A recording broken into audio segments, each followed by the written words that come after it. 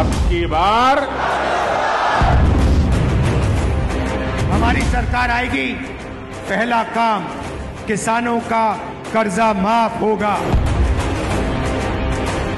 175కు 175 assembly స్థానాలు, 25 ఎంపీలకు 25 MP స్థానాలు. మా కలయిక అమరావతి నిర్మాణం చేయడానికి